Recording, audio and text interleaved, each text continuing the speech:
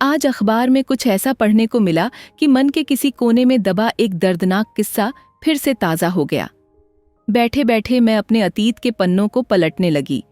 बात उन दिनों की है जब हम 14-15 साल के थे और हायर सेकेंडरी स्कूल में कदम रखा था।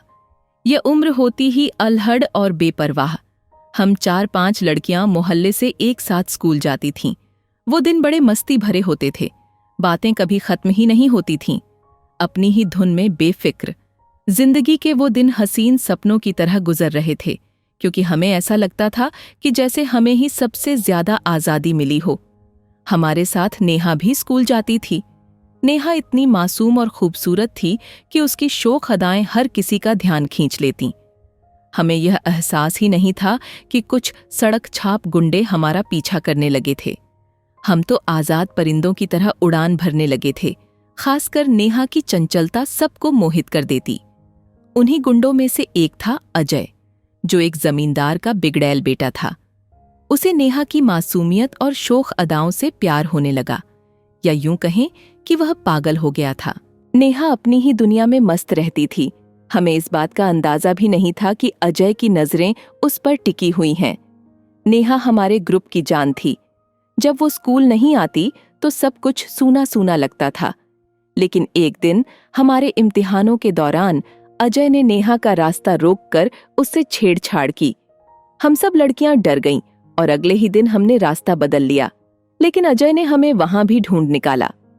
एग्जाम खत्म होते ही हमारे पापा का ट्रांसफर हो गया और हम दूसरे शहर चले गए।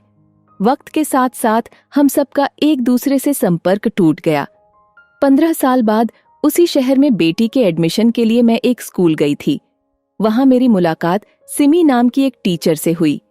सिमी मेरी स्कूल की सहेली थी। बातों बातों में मैंने उससे पूछा, तुम्हें नेहा याद है? वो कहाँ है, क्या करती है? सिमी का चेहरा अचानक गंभीर हो गया।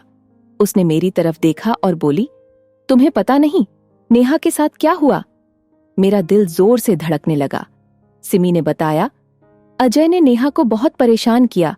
उसकी मामा के बेटों ने अजय को सबक सिखाने की कोशिश की, उसे खेत में ले जाकर बहुत मारा। लेकिन अजय ने इस बात को अपनी हार मान लिया। उसने बदला लेने की ठान ली।